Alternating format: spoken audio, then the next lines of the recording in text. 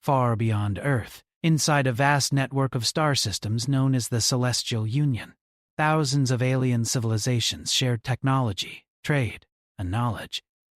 The Union was proud of its unity, but beneath that proud image lived strict expectations. Every species believed it had reached perfection through discipline, evolution, and order. Those who did not fit their society's standards often faded into the background, unnoticed and unwanted. On the world of Elyara, known for its crystal skies and floating cities, lived Lyra, a young woman who never truly belonged among her own people. Her species possessed powerful psychic abilities. They moved through life connected by a shared mental harmony, sensing each other's thoughts and emotions with ease. This connection defined their culture, their decisions, and even their sense of identity. But Lyra's connection was weak. Since childhood, she felt like a voice lost in a crowd that never turned to listen. Where others spoke silently through thought, she struggled to keep up.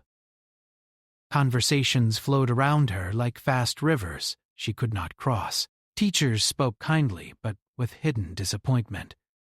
Other children avoided her because interacting with her required spoken words, something her people rarely used. She learned early that silence protected her from embarrassment. She watched instead of speaking. She listened instead of joining. Over time, the word different turned into defective in the quiet whispers of her society. Despite this, Lyra loved observing the world around her. Without the constant noise of the shared mind, she noticed details others ignored. The way light reflected differently on crystal towers, the subtle hesitation in someone's movements, the feeling of space between thoughts.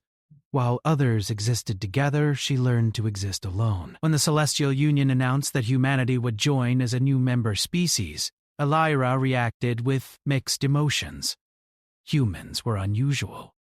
They lacked telepathic abilities, relied heavily on spoken language, and were known for emotional unpredictability.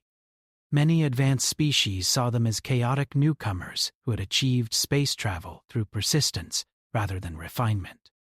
Lyra followed news of humanity with quiet curiosity. For the first time, a species existed within the Union that also relied on spoken communication. She wondered what it would feel like to speak normally without being seen as incomplete. The orbital station above Elyara transformed quickly to welcome human representatives. Ships from Earth arrived carrying diplomats, engineers, and explorers. Crowds gathered to watch, their psychic presence buzzing with curiosity and skepticism. Lyra stood at the edge of the observation platform, away from the main gathering. She watched silently as a human stepped onto the station's main deck for the first time. He was taller than many species around him, dressed in a simple uniform, moving with confident but relaxed energy. Captain Elias Ward had been chosen as one of humanity's primary envoys to the Union. Unlike many diplomats trained to maintain distance, Elias believed in connection through conversation. He greeted alien officials with warm smiles and genuine interest, often asking questions that surprised them.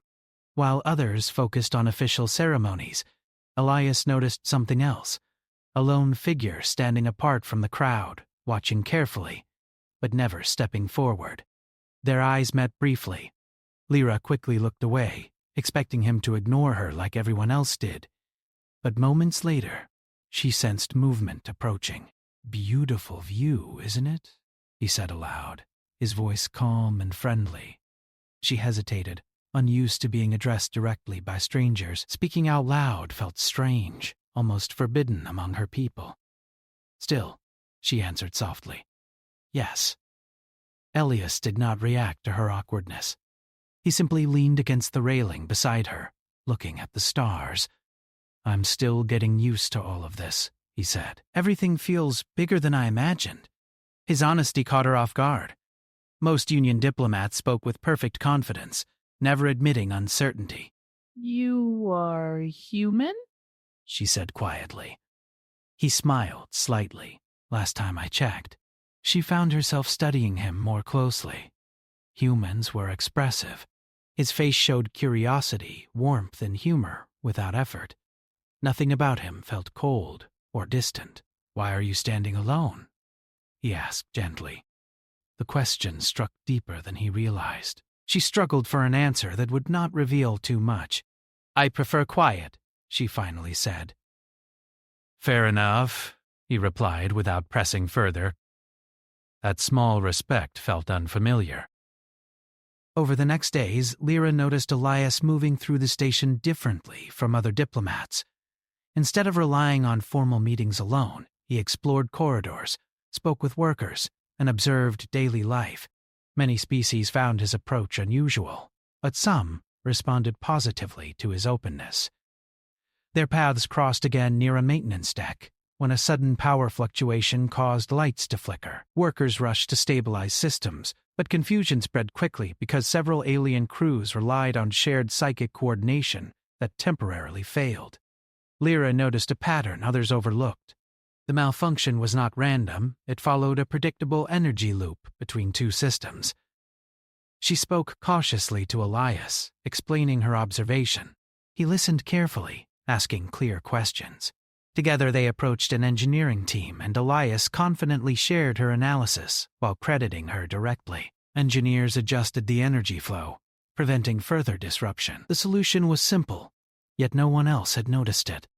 Afterward, Elias thanked her sincerely. "You see things differently," he said. "That's valuable." She felt unsure how to respond. Her entire life being different meant being lesser. Word of the incident spread quietly. Some began to notice Lyra differently, though many still dismissed her. Her own people seemed uncomfortable acknowledging her role, as if it challenged their belief that perfection required psychic unity. Elias continued seeking her out, not out of pity, but genuine interest. They spoke about Earth, about human art and music, about the way humans celebrated individuality. "You don't need to think alike to belong," he explained one evening as they walked along a quiet observation corridor. "Sometimes difference is what makes a group stronger." The idea felt both hopeful and frightening to Lyra. Meanwhile, tension grew within the Union regarding humanity's presence. Some ambassadors argued that humans were unpredictable and lacked the discipline of older civilizations. Others believed their creativity could benefit everyone. Lyra watched debates unfold from the edges of crowded halls. She sensed that humanity's acceptance within the Union depended not only on political agreements, but also on small moments of connection between individuals. One day during a cultural exchange event, Lyra overheard two officials discussing her openly, assuming she could not hear through spoken language. They described her as a failure of her species' evolutionary path. Before she could leave, Elias stepped forward calmly. "If she saved your station once already," he said, "maybe you should rethink what failure looks like." Lyra felt something shift inside her. No one had defended her publicly before. Their friendship deepened gradually. Elias never treated her as fragile or broken. He challenged her to trust her perspective, encouraging her to participate more actively in discussions. Still, she remained cautious. Years of rejection could not disappear overnight. As weeks passed, she began to notice small changes in herself. She spoke more often. She asked questions during meetings. Some listened, others resisted. Yet, for the first time, she felt the possibility that she might belong somewhere. Not because she became like everyone else, but because someone saw value in who she already was. Above them, stars stretched endlessly across space, silent witnesses to a friendship that would soon shape the fate of more than one world. After the small energy crisis on the station, life slowly returned to normal. But something had changed for Lyra. People still walked past her without noticing, and many of her own species continued to treat her with polite distance. Yet a few new eyes followed her now. Some watched with curiosity, others with quiet doubt. She could feel their thoughts brushing against her weak psychic senses like distant waves. Elias continued his work as a human envoy, attending long diplomatic meetings that often stretched for hours. Lyra observed that human diplomacy looked very different from the Union's traditional approach. While most species relied on structured communication and carefully balanced psychic exchanges, Elias spoke openly, sometimes even joking during tense moments. At first, this shocked many delegates, but gradually some began to relax around him. One afternoon, he invited Lyra to join a cultural exchange program he was organizing. The program allowed different species to present their traditions in informal settings rather than strict diplomatic chambers. "You understand both sides," he told her. "You know your people, but you also see things differently. That helps." She hesitated. Participating openly meant standing in front of others. It meant risking judgment again. But something inside her wanted to try. The event took place in a large observation hall filled with soft lights and floating displays. Humans shared music played through sound waves instead of psychic transmission. Some alien species struggled to understand the concept at first, but many became fascinated by how emotional human music felt, even without telepathic connection. Lyra watched as Elias explained how humans expressed identity through art, stories, and personal choices. "They don't fear difference?" she said quietly, almost to herself. Elias overheard and nodded. "We argue a lot," he admitted with a smile. "But we learn from that." Later, Lyra presented a small display about Eliaran architecture. Instead of describing it through psychic patterns like others from her world, she used spoken words and visual images. She explained details she had noticed through observation rather than shared mind perception. Some attendees seemed intrigued by her unique perspective. For the first time, she felt not invisible, but present. However, not everyone approved. When she returned home, 2 elders from her society approached her privately. Their voices were calm but firm. "You are drawing attention to yourself in ways that do not reflect our values," one said. "The humans encourage individuality beyond reason," another added. "You risk weakening your connection to our people." Lyra listened silently, feeling familiar pressure closing around her. "I only share what I see," she said softly. "What you see alone is incomplete," they replied before leaving. The words stayed with her long after they were gone. Doubt returned, whispering that she was stepping too far outside expectations. The next day, Elias noticed her quiet mood during a station tour. "You okay?" he asked gently. She hesitated before answering. "My people believe harmony comes from sameness. Humans seem to believe harmony comes from difference." "That sounds about right," he said thoughtfully. "Neither way is wrong. But maybe both are incomplete without the other." His words comforted her more than he realized. Meanwhile, political tension across the station grew stronger. Several species questioned whether humanity should gain full membership in the Union. Rumors spread that certain factions feared human unpredictability might disrupt long-standing balance. During a large diplomatic gathering, one ambassador publicly criticized human culture, calling it emotionally unstable. The room filled with silent psychic tension. Many expected Elias to react defensively, but he responded calmly. "Emotion is not weakness," he said. "It is how we connect, how we care, and how we act when logic alone is not enough." His words sparked quiet discussion among delegates. Then, unexpectedly, another ambassador shifted attention toward Lyra. "If humanity values difference so greatly," the alien said, "why does this individual remain an outsider among her own kind?" The question felt like a spotlight turning directly toward her. Lyra froze, unsure how to respond. Before silence could grow uncomfortable, Elias spoke. "Because sometimes societies take longer to recognize their own strengths," he said calmly. "And sometimes it takes someone from outside to see value that insiders miss." The defense was gentle, but powerful. After the meeting, several individuals approached Lyra to ask questions about her ideas. Though nervous, she answered honestly. Each conversation built a little more confidence. At the same time, new challenges emerged. Reports arrived of strange system scans occurring near the station's outer perimeter. Security teams investigated but found little evidence of threat. Still, tension lingered beneath daily routines. Elias began working more closely with different species crews to improve cooperation.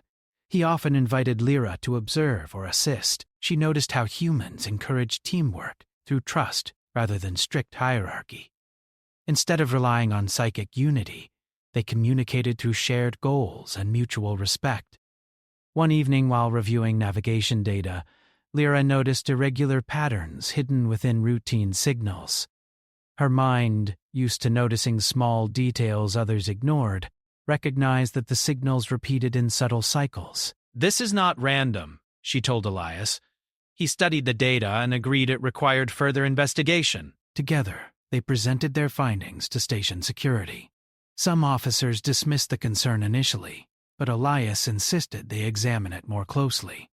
Additional scans revealed unknown probes drifting near the station, silent observers gathering information. The discovery raised alarms across the Union. Though the threat remained unclear, the station increased defenses. Delegates grew nervous. Some blamed humanity for attracting unwanted attention to the Union. Lyra felt tension building everywhere she went. Psychic currents hummed with fear and suspicion. Yet, amid the anxiety, she noticed something different within herself. Instead of shrinking away, she felt determined to help. Elias encouraged her to trust that instinct. "You don't need to be perfect to make a difference," he said. "You just need to act when it matters." She thought about those words often. As days passed, small friendships formed between species that rarely interacted before. Human crew members helped repair systems alongside alien engineers. Cultural barriers softened slightly through shared effort. Lyra found herself laughing more during conversations, surprised by how natural it felt. She began realizing that belonging was not something granted by a single group. It could grow through connection with many individuals. Yet she also sensed that the unknown observers beyond the station were watching carefully, waiting for the right moment. One quiet night, as she stood beside Elias near a viewing window, she asked him something that had been on her mind for a long time. "Why did you speak to me that first day?" He thought for a moment before answering. "Because you looked like someone who had a lot to say, but no one asking the right questions." She felt warmth spread through her chest at the honesty of his reply. Outside the window, stars drifted slowly as the station moved through orbit. Somewhere beyond them, unseen forces gathered. And though Lyra did not know it yet, the growing trust between her and the human who refused to overlook her would soon become the key to saving more lives than she could imagine. The discovery of the hidden probes changed the atmosphere of the Celestial Union station completely. Where once there had been quiet curiosity about humanity, now there was tension mixed with fear. Security teams increased patrols, and diplomatic meetings became longer and more serious. Many species felt uneasy because the Union had existed peacefully for generations, without direct threats. Lyra sensed the shift even before official announcements were made. The psychic current that flowed through her people became restless, like a storm building behind calm skies. Though her connection to the shared mind was weak, she could still feel the sharp edges of worry passing between others. Elias spent more time coordinating with station security and engineers. Human crews worked alongside alien specialists to analyze the unknown probes.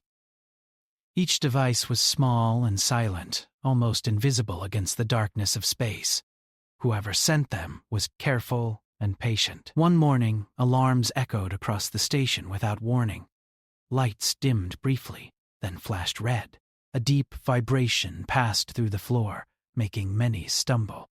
Voices filled the corridors as automated systems announced emergency status.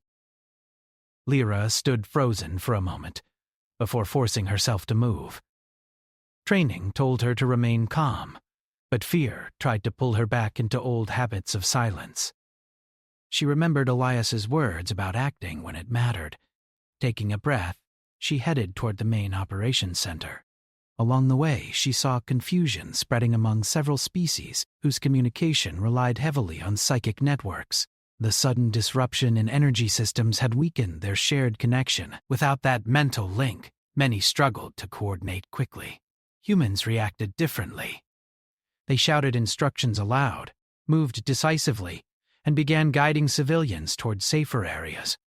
Lyra watched a group of human engineers helping frightened aliens understand spoken directions, using gestures and simple explanations. Inside the operations center, Elias stood near a large holographic display showing damage reports. "What happened?" she asked as she approached. He looked relieved to see her. Multiple systems hit at once. The probes we found earlier activated some kind of signal interference. "We're losing control over parts of the station." The display showed sections blinking in warning colors. Energy flow fluctuated unpredictably, and several corridors were sealed automatically to prevent further damage. Security officers reported sightings of unknown ships, moving beyond sensor range. Though they had not attacked directly, their presence suggested coordinated action. "We need to stabilize the grid," Elias said, scanning incoming data. "If core systems fail, life support could shut down in some areas." At first glance, the data looked chaotic, but she noticed repeating cycles beneath the disruption. Her mind worked differently from her people's collective thinking. Where others saw disorder, she searched for hidden structure. "This interference follows rhythm," she said slowly, "not random. It moves like waves." Elias leaned closer. "Show me." Using the interface, she highlighted repeating spikes in the energy readings. The pattern resembled a pulse traveling through the station's network. "They are not destroying systems," she continued. "They are confusing them." Understanding spread across Elias's face. "Then we don't need to shut everything down. We just need to break the pattern." He immediately called engineering teams and explained her analysis, making sure to credit her clearly. Work began quickly. Humans and alien engineers collaborated, adjusting frequencies to counter the interference. Progress was slow, but energy stability improved slightly. Meanwhile, reports arrived of small breaches across the station where unknown drones attempted to infiltrate internal systems. Security forces moved to intercept them, but coordination remained difficult because many species struggled without psychic support. Elias turned to Lyra again. "We need someone who can see the bigger picture," he said. "Someone who understands how different groups think." She realized he meant her. Fear rose inside her. Leadership was something she had always avoided. Yet she saw determination in his eyes, not expectation of perfection, only trust. "I will try," she said quietly. Together, they organized communication channels that relied on spoken instructions and visual signals, rather than psychic exchange. Lyra translated between species, helping them understand human-style coordination. Slowly, groups began working together more effectively. In one damaged corridor, a group of Illyrian workers stood frozen, unable to function without their shared mind. Lyra approached them gently, speaking aloud instead of reaching psychically. "You are still yourselves," she said calmly. "You do not need the shared voice to act. Look at me. I am alone, but I still move." Her words helped break their hesitation. One by one, they began assisting repair efforts. As hours passed, exhaustion threatened everyone. Yet human crews continued moving, encouraging others with humor and steady confidence.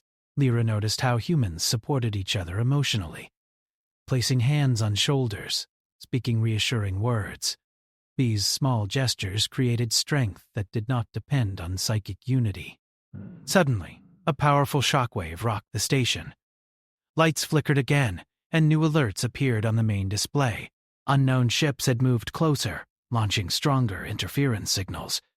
"They're escalating," Elias said grimly. Panic spread among delegates who feared full invasion. Some argued that humanity's arrival had attracted danger. Others demanded immediate evacuation. Lyra felt pressure building inside her chest, but she focused on the data instead of fear. Watching the enemy's patterns, she realized something important. "They react to our movements," she said. "They predict us through order. They expect predictable responses." Elias understood immediately. "Then we do something unpredictable." Human teams began adjusting defense strategies rapidly, creating shifting responses that confused enemy calculations. Lyra coordinated between different species, combining structured alien precision with human improvisation. During one critical moment, she guided a mixed team through a damaged section of the station to restore a key communication relay. The corridor was dark and filled with drifting debris, but she stayed calm, giving clear instructions. For the first time in her life, others followed her lead without hesitation. When the relay came back online, communication across the station improved dramatically. Security forces gained clearer understanding of enemy positions, allowing them to push drones away from sensitive systems. Hours later, the attackers withdrew slightly, as if reassessing. The immediate danger faded, leaving behind silence, filled with relief and exhaustion. Lyra stood beside Elias near the observation window again, watching distant stars. "You were right," she said quietly. "Difference can be strength." He smiled gently. "You already knew that. You just needed proof." She felt something new settle inside her. Not pride exactly, but acceptance of her own place. She had not changed into someone else. She had simply allowed herself to act. Around them, the station began repairs. Species who had rarely spoken before now worked side by side. Many looked at Lyra with respect rather than pity. The crisis was not fully over. Unknown forces still waited beyond the stars. But something fundamental had changed. For the first time, Lyra no longer felt like someone standing outside the world watching life pass by. She stood within it, shaping its future alongside others who believed she belonged. The station remained in emergency status, even after the attackers withdrew. No one believed the danger had passed completely. Engineers worked without rest, repairing damaged systems and strengthening defenses. Delegates from across the Celestial Union gathered for urgent meetings, trying to understand who had attacked and why. Lyra moved through the corridors with a new sense of purpose. People who once avoided her now greeted her with respectful nods or quiet thanks. Some asked for her opinion about repairs or coordination. Each interaction felt unfamiliar, but she accepted them calmly. She knew respect had come not from becoming someone else, but from allowing her true strengths to be seen. Elias remained busy with diplomatic discussions, helping human teams coordinate with alien leaders. Despite exhaustion, he carried the same steady energy that had first drawn her attention. When they finally met again near the observation deck, he looked tired but relieved. "You did incredible work," he said simply. She shook her head gently. "We all did. That's the point," he replied. "You helped everyone work together." She thought about that as they watched repair drones moving outside the station like small stars, drifting through darkness. Meanwhile, the Union Council debated humanity's role more intensely than ever. Some argued that humans had proven their value through courage and cooperation during the crisis. Others remained cautious, fearing that more threats might follow. Lyra attended one of the assemblies as an observer. For the first time, she sat closer to the center instead of hiding near the edges. She listened as ambassadors spoke about resilience, adaptability, and the unexpected strength shown during the attack. One elder from her own species stood and addressed the council. "Our understanding of perfection may have been incomplete," the elder admitted. "Individual thought, once seen as weakness, may hold value we overlooked." The words surprised Lyra deeply. She had never expected such public acknowledgement. After the meeting, several young members of her species approached her. They asked questions about how she had stayed calm without relying on the shared mind. Their curiosity felt sincere rather than judgmental. She answered honestly, explaining that being alone had forced her to develop other ways of thinking. Outside official discussions, security teams continued scanning for enemy activity. Data suggested the attackers were still nearby. Studying the station carefully, the Union realized that another confrontation was likely. Elias gathered a mixed team of representatives from different species to prepare coordinated strategies. Lyra joined them as a liaison, helping translate communication styles and encourage cooperation. Training exercises revealed something important. Species that normally relied on psychic unity struggled when isolated, while humans adapted quickly through spoken communication and emotional trust. Lyra helped bridge this gap, showing others how to use both approaches together. Days later, sensors detected a large formation of unknown ships approaching slowly.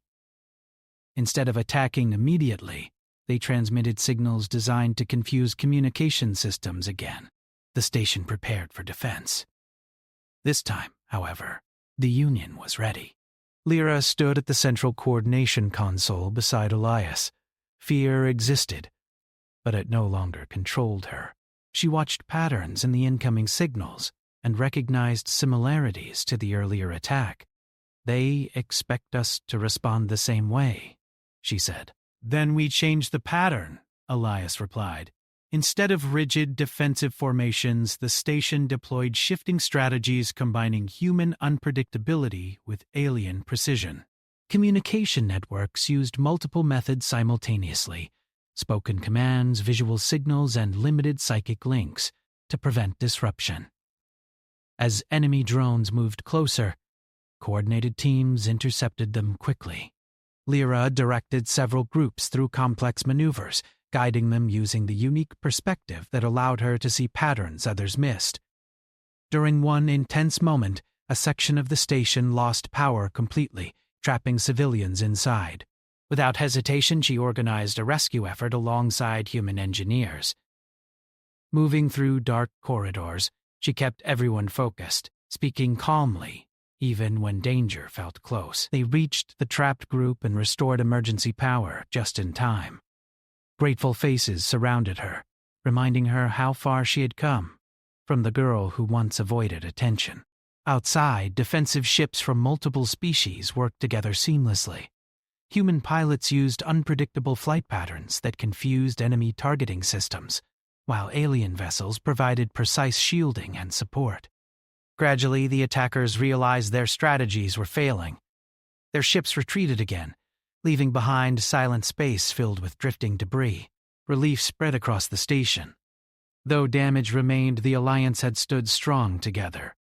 In the aftermath, a formal assembly gathered to honor those who played key roles in defending the Union. Lyra felt nervous, standing among experienced leaders, but she remained calm. When her name was called, she stepped forward slowly. An elder from her species spoke first. "You were once seen as incomplete," the elder said. "Today we recognize that individuality is not weakness. You have shown us a new path." The recognition felt overwhelming, but also peaceful. She no longer needed approval to feel worthy. Yet hearing it helped heal old wounds. Elias watched from the side, smiling quietly. Later, as preparations began for human ships to depart on their next mission, Lyra felt a mixture of gratitude and uncertainty. She had grown stronger through their friendship, but she wondered what would happen when he left. They met again at the observation window where they had first spoken. "I guess this is goodbye for now," he said gently. "For now," she repeated. "You don't need me to remind you anymore," he continued. "You already know where you belong." She thought about that carefully. Belonging was no longer tied to approval from her people alone. But it existed in the connections she had built, the confidence she had discovered, and the role she had chosen for herself. "I want to continue working between our worlds," she said, "helping others understand each other."